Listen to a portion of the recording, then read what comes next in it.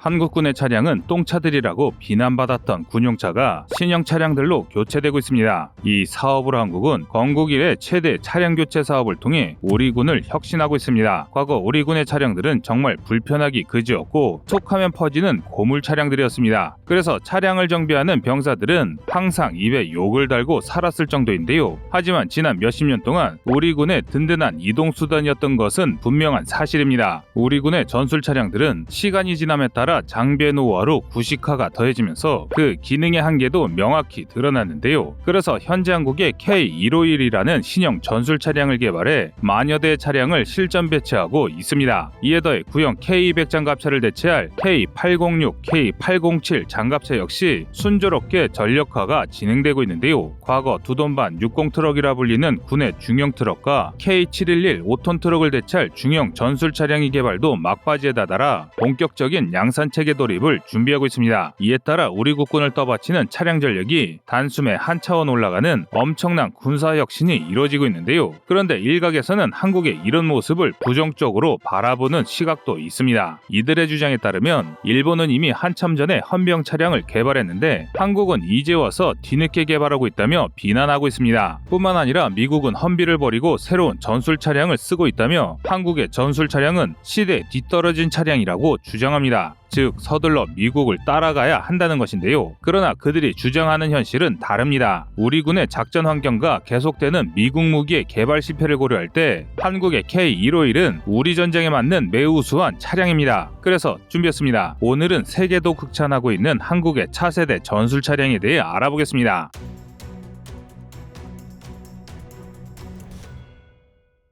2017년 우리나라 국방부는 한국형 헌비라 불리는 KM151을 공개했습니다. 기갑수색형인 K153과 방탄 능력은 없으나 장축으로 개조해 부가 설비를 장착한 K351 정비차 등 다양한 형태의 파생형 차량을 함께 공개했는데요. 이 차량들은 과거 군토나라 불리는 군용 레토나 K131과 군용 소형 트럭 K311 계열의 모든 차량을 대체할 예정입니다. 지휘차, 기갑수색차, 대전차 차량 등 방탄을 강화한 전투형 차량들과 정비차, MBC 정찰차, 관측반차 등 방탄을 제거하되 기동성, 다목적성을 강화한 지원형 차량들로 다양한 파생형으로 전환이 가능해 그 종류도 다양한데요. 우리 한국군은 K151 계열 차량을 총 10,000대 도입해 군의 차량화 전력을 완전히 혁신할 계획입니다. 우리 한국군은 총 예산 규모 1조 8천억 원을 들여 신형 차량을 도입하는데요. 차량에만 이렇게 막대한 예산을 투입하는 것은 건국 이래 최초입니다. 이처럼 막대한 물량의 차를 단번에 교체하는 나라는 전 세계에서도 찾아보기 힘들 정도인데요. 이는 우리 한국도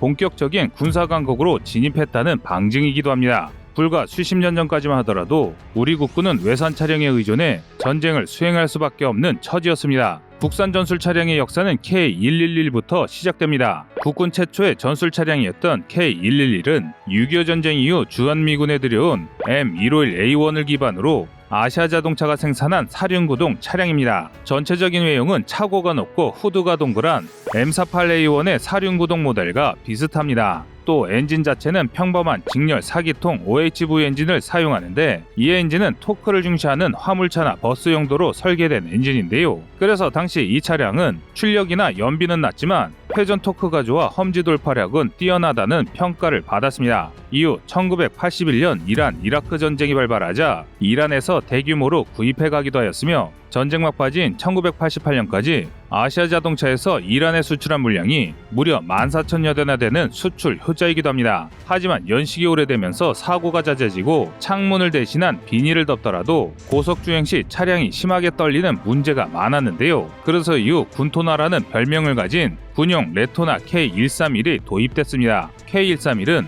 과거 육군, 해군, 대대장급에서부터 장군에 이르기까지 공무관용 차량으로 쓰였습니다. 즉 대대 1호차, 사단 1호차로 불리던 차들이 바로 이 차량인데요. 그저 흔한 민수 차량 같아 보여도 북한군과의 전제전을 염두에 두고 이슈의 전자파 차폐 장치를 달아 원자폭탄이나 EMP탄이 폭발한 상황에서도 운용이 가능하도록 설계된 명실상부한 군용 차량입니다. 2010년대부터는 K111의 자리를 완전히 대체해 우리 군의 핵심 마당발이 됐는데요. 연료 분사를 전자제어하는 직렬 4기통 MPI 엔진을 탑재해 개발 당시로서는 상당히 준수한 출력인 130마력을 낼 수 있었습니다. 그런데 이 레토나 역시 시간이 흘러 노후화가 지속됨에 따라 새로운 전술 차량을 개발해야 한다는 목소리가 높아졌습니다. 세계적인 추세에 발맞춰 아프간전, 이라크전 등 중동 각지에서 벌어진 여러 전투로 방탄판을 장착한 고기동 전술 차량의 수요가 높아지면서 이런 주장에 더 힘이 실리기 시작했는데요. 이에 따라 군에 대한 비판의 목소리가 높아졌습니다. 일본은 진작에 경장갑 고기동차 코마츠 LAV를 개발해 일본 자위대에 실전 배치했는데 우리 군은 아직까지 뭘 하고 있냐는 것이었습니다. 코마츠 LAV는 자위대가 2002년부터 배치한 고기동 경장갑 차량으로 균질 하변 장갑을 차량 외부에 설치해 5.56mm 소총탄과 7.62mm 기관총탄을 방어할 수 있는 험비형 차량입니다. 사행정 4기통 순행식 디젤 엔진을 이용했으며 최대 출력은 110마력으로 도로에서 최대 100km 이상으로 원활하게 기동이 가능합니다. 무장으로는 12.7mm 중기관총이나 5.56mm 탄을 사용할 수 있습니다. 또 차량에 설치된 X자 슬링에 걸터 앉아 양측으로 열리는 넓은 해치를 이용해 칼, 구스타프 같은 각종 로켓을 발사할 수도 있는데요.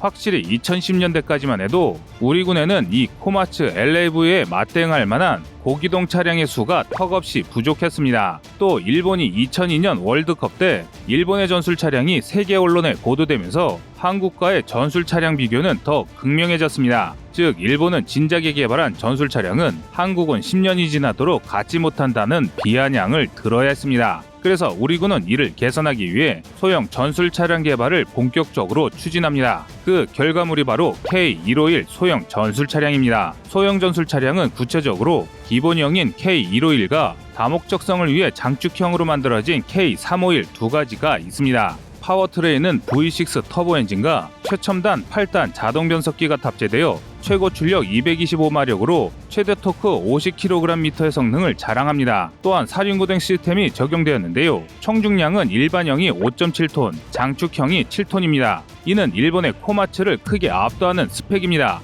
한때는 K151을 MRAP처럼 더 대형화를 하자는 의견도 있었으나 헬기로 공중강습 작전을 펼치는 신속대항사단이 사용할 수 있도록 해야 한다는 주장에 따라 한국군의 작전 환경을 반영해 만들어졌는데요. 그래서 CH-47 치누크 수송헬기의 최대 탑재 중량을 고려해 가장 무거운 것도 7톤을 넘지 않도록 했습니다. 그런데 K151이 본격적으로 전력화되면서 뜻하지 않은 여러 문제가 발생했습니다. 육군, 해병대 등에서 배치되어 운용 중인 K151의 바퀴가 통째로 빠지는 결함이 있어 절반가량이 리콜 대상이 된 것입니다. 게다가 파폭이 좁아 도로 운행 시 사고 가능성이 높고 방탄 사행의 경우 시야각이 좁다는 비판까지 제기됐는데요. 이로 인해 많은 이들이 또 방산비리냐며 한국군의 방산무기 사업을 비난했습니다. 하지만 다행히 이런 문제점은 빠르게 개선되고 있습니다. 차량휠이 빠지는 현상은 지속적인 생산을 통해 빠르게 개선됐으며 차폭화 시야각은 방탄성을 강한 현세대 모든 전술 차량에서 발생하는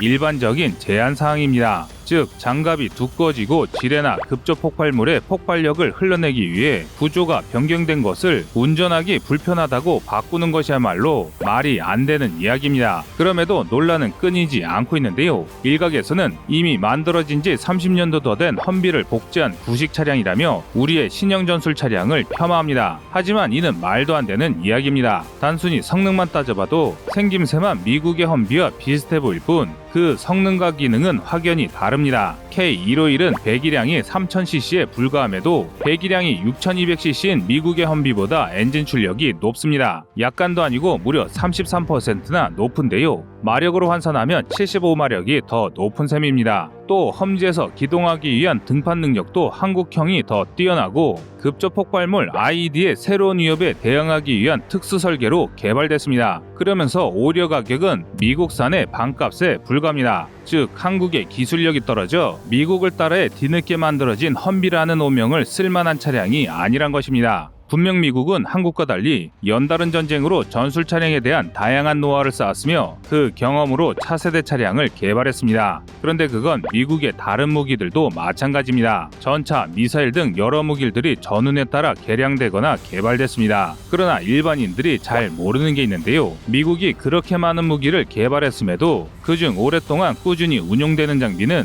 그리 많지 않다는 것입니다. 특히 최근에는 막대한 개발비를 투입했음에도 실패하는 사업들이 속출하고 있는 것이 미국의 현 상황입니다. 그래서 미국산 무기라고 덮어놓고 베끼다가는 미국의 실세를 그대로 답습할 수도 있다는 것이죠. 따라서 K151은 우리 전장과 국방 환경에 맞춰 최대한 안정적이면서 우수한 무기라 할만합니다. 그러나 아무리 우수한 고기동 전술 차량이라 하더라도 14.5mm 고사총 같은 대구경 화기를 막을 수는 없습니다. 다수의 전차로 구성된 기갑부대의 뒤를 쫓아서 작전을 수행하기에는 아무래도 조금 모자란 전력입니다. 당연히 우리 군도 이 사실을 알고 있습니다. 이 때문에 기계화 부대를 보조할 수 있는 차륜형 장갑차 K806과 K808을 개발했는데요. 두 장갑차는 구식화된 K200 장갑차를 대체하기 위해 개발됐는데 K806과 K808 모두 각 바퀴마다 개별 구동하는 독립 현수 장치를 달아 야지 주행에도 우수한 승차감을 제공하며 차량 내 냉난방 장치가 설치되어 있어 승무원의 피로도를 줄일 수 있습니다. K808은 길이 6.8m,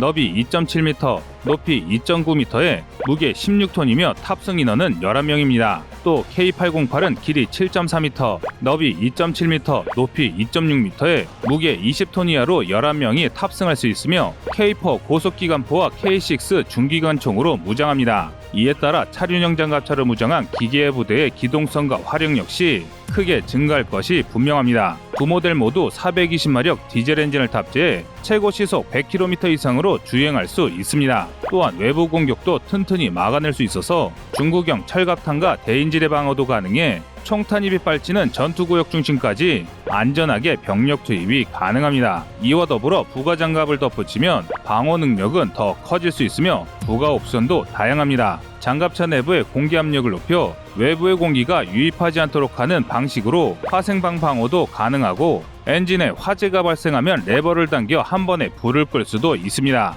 이에 더해 악조건에서도 전투력을 발휘하도록 전술 타이어는 내부에 럼플렛이 내장돼 있어 피탄 시에도 시속 48km 속도로 1시간 이상 주행할 수 있습니다. 공기압 자동 조절 장치를 적용해 노면 접잡에 따라 압력을 조절할 수 있으며 심지어 시속 8km로 수상 주행도 할 수 있는 만능 장갑차입니다. 하지만 아무리 전투부대가 강해지더라도 후방에서 원활한 병참을 수행할 대형 트럭이 부족하다면 전쟁을 수행할 수 없습니다. 지금 우리 군이 사용하는 K511 60 트럭과 K711 5톤 트럭의 노후화를 생각할 때 새로운 차량의 개발이 필요한데요. 그래서 현재 추진하고 있는 게 기아와 하나디펜스를 두고 경쟁을 벌여 2020년 3월 31일 기아가 최종 후보로 선정됐습니다. 시제 차량의 스펙은 한 번에 소대규모 병력인 28명을 수송할 수 있는 대형 차량입니다. 이 중형 전술 차량은 기존의 K511과 K711을 전부 대체할 것인데요. 이처럼 한국은 각 분야에서 철저한 준비를 하고 있습니다. 현재 한국을 비난하는 목소리의 대부분이 과거 한국의 장비나 기술력을 기준으로 지금의 한국군을 폄하하고 있습니다. 하지만 지금의 우리 군은 눈 깜빡할 사이에도 힘없이 지나며 자주강군으로 거듭나고 있습니다. 여러분의 생각은 어떠신가요? 시청자님의 의견을 댓글로 남겨주시기 바랍니다. 여러분의 좋은 의견이 좋은 영상을 만드는데 많은 힘이 됩니다. 이상 꺼리투브였습니다.